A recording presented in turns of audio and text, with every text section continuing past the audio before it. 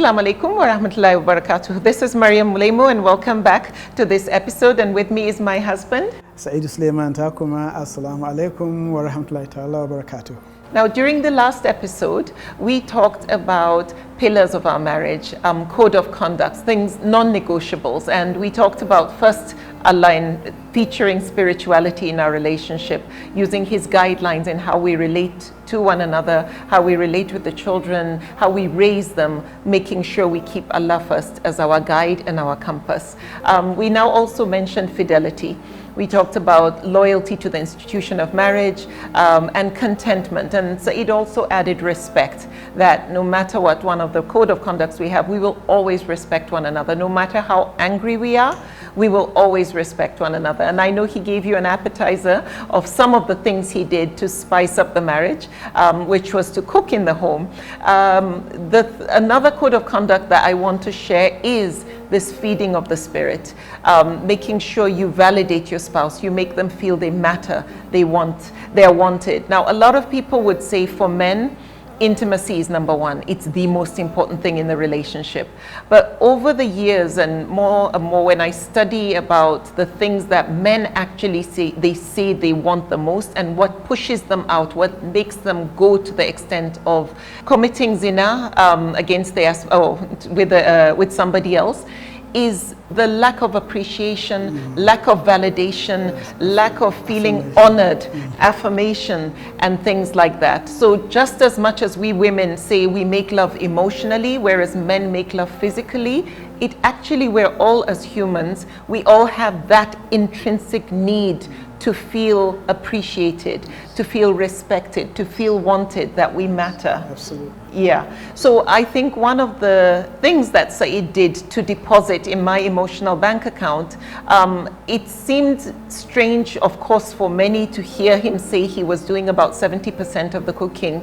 But before we got married, when Saeed was telling me my rights under Sharia, the first thing I always remember that stood out was he said, you do not need to cook in the marriage. And I didn't know this, even though I didn't see my mother cooking except when she wanted to cook for fun or something, an English dish and so on. But he said, you do not owe me to cook. You're not going to be a glorified housewife. What your obligations are here. And he gave me a book, and funny enough, it was a book written by my mom, and he said, read it. These are your rights, but these are your obligations to me. And we discovered that as the marriage started, even though he knew I could cook over 200 French and Italian dishes, and my stepmother, may Allah have mercy on her, taught me our Nupi local dishes, and I learned from other friends. I could cook extremely well, but he was the one who was doing the cooking around the house, cooking in the house. He was doing the chores. He was helping clean up the house. He would be vacuuming. He would take my laundry and go and wash. And just the ironing. I remember one day he gave me his clothes and told me to iron. I was running late for work, and I just absent-mindedly said, Maryam, can you please iron the shirt for me because I'm running late? She just stood there and said, this hand was not born with an iron in it. And I said, Subhanallah, don't worry about it. I didn't want him to treat me like a house girl. I just said, don't worry about it. I'll do my iron. I know it sounds so terrible. But it was a joke. Yeah, it was but just she a joke. wanted to send the message. It's a subtle reminder of what I told her. And this is the interesting part. When I was trying to make Maryam read the book, and this I want men to understand, Maryam is a poor reader. So the books will sit for days. She wouldn't read it.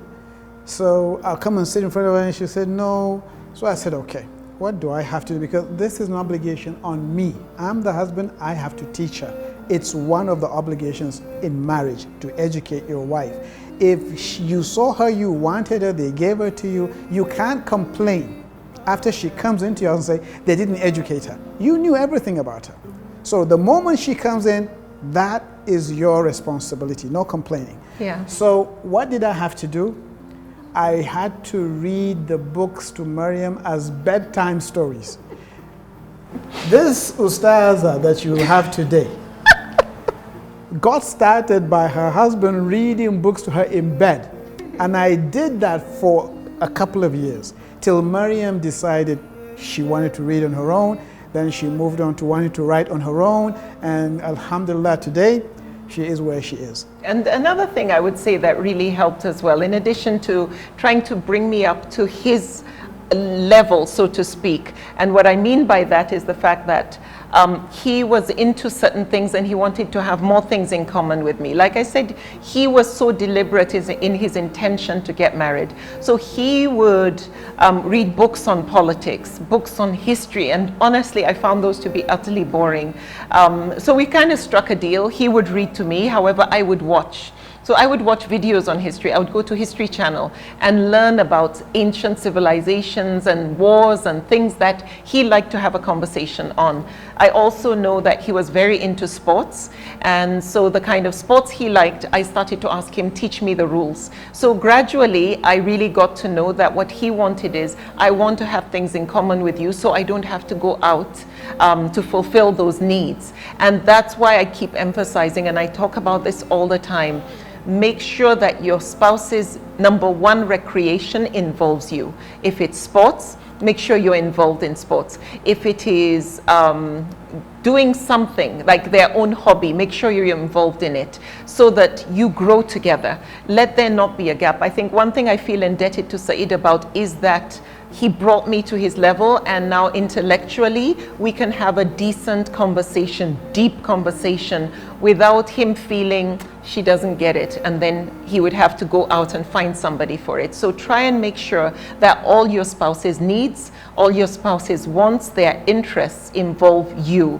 When you find your spouse is spending more time outside, when you find your spouse is spending more time on their phones than having a decent conversation with you, they are there but they're not there, you need to check yourself and ask, what is it I'm doing or not doing that is making my spouse not interested in doing that thing with me?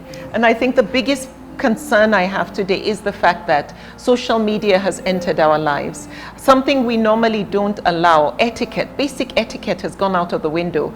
A man will be chatting with a woman at 2 in the morning while his wife is sleeping on the bed next to him. You would never have a woman come and knock on your door at 2 in the morning. So what happened to etiquettes and things like that? Respect. And so-called friends or people who are following you or liking you? We need to be so careful with whom we interact with on social media, because honestly, this is a path to fitna. Again, because you get to see too much muchness on social media, you don't appreciate real life. You look at somebody else who puts pictures of what you think is an ideal life, then you look at your own and you're not satisfied with it. You look at your house and you're not happy with it. The car, even your children don't fit into that perfect image of a family. So it's so important that you become very conscious of these things and how much you start not appreciating what Allah has already blessed you with. Yes. And I wanted to add an important point. Yeah. When Maryam said, know what your spouse's likes are and try to fulfill them. Yeah. The one criteria that you should never step over is if that like is haram. Yeah. Because we go back to what we said are what did we call them? The code of conduct, code of conduct, the rules. Allah first. Yeah. So whatever your spouse likes, as long as it's halal, fine. You do your best to adjust and accommodate those likes so that your spouse becomes your best friend. Yeah. That was my objective. I wanted to have a wife that I could discuss any topic with and do so comfortably and respect her opinion.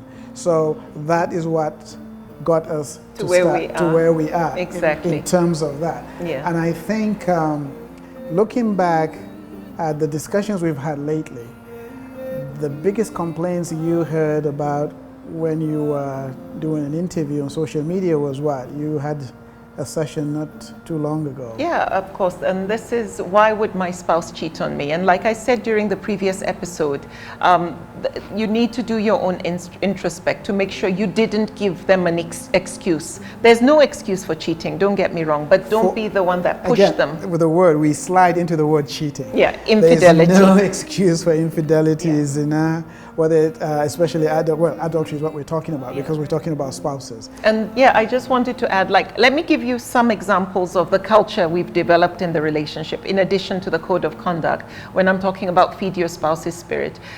When my spouse is going out, I'll see him to the door. And when he comes back, I meet him at the door. Over time, I found it so wonderful that when I come home, he meets me at the door. And there's nothing more refreshing than having that. And when I'm going, he escorts me to the door. It's these little things that makes your house a home, makes your spouse look forward to coming home to you. I used to wait when he's coming. I'm angry, I'm holding on, waiting for him to come. And as he comes, I shoot all the frustrations and download them. Yet I don't know whether he had a bad day. I have not even given him a chance to relax and unwind, and then I bombard him. So one has to be so sensitive and careful. That's why communication is another pillar of our relationship, and timing in communication is very critical. Know when to talk, when to raise issues, pick your battles, and fight with dignity and honor. Make sure you never belittle your spouse. Inshallah, during the next episode. We were very deliberate about interference. Oh, yes. Interference of friends, whether mine or hers, interference of family in our affairs. So we're extremely careful, if we even have issues between us, who to discuss them with. Yeah. The issue of confidentiality in every marriage is very, very important. You don't go talking to anybody about your problems, because you don't know, especially if you don't have confidence in that person. You have to be very deliberate and specific. Who do you go to? How much will they hold that discussion in confidence and really think about your problem and give you honest advice? I told you about her she told you about her talking to my mother, and that was the one time she did it. She never did it again. I spoke to her dad, it was one time, and it never happened again. We don't talk to friends so much about our issues. We don't talk to family members so much about our issues. She is my wife. With all due respect to my family, she's not married to my family.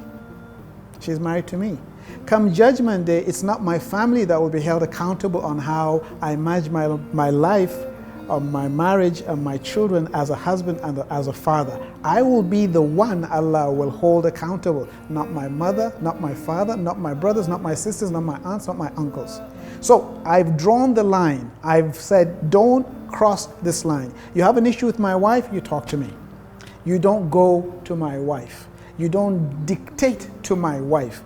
My wife was not given off in marriage to you. She was given up in marriage to me. The moment you open that door and you let anybody come in when they want, how they want, you are asking for trouble, because they will interfere. They can very likely mess up your marriage.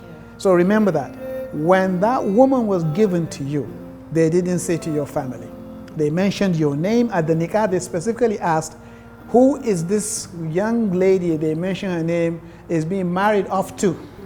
You know, and I'll pass it on to you. Absolutely. I think that is such a common thing that comes up, where you hear interference. You hear a lady gets married and she's so miserable due to the fact that his family gets involved, or the husband is so miserable because her mother tells her what to do and how to relate with her spouse. And so there needs to be that border. There needs to be this wall and boundaries, clear boundaries, so that people do not interfere in the marriage. Inshallah, during the next episode, we shall go through a few more things that some of the viewers of the various talks that I give have raised, that inshallah may be of benefit to you. So please join us during that next episode. And one final juicy bit of information that I think will help strengthen the bond between you and your spouse. Join us next time. Assalamu alaikum. Assalamu alaikum wa rahmatullahi wa barakatuh.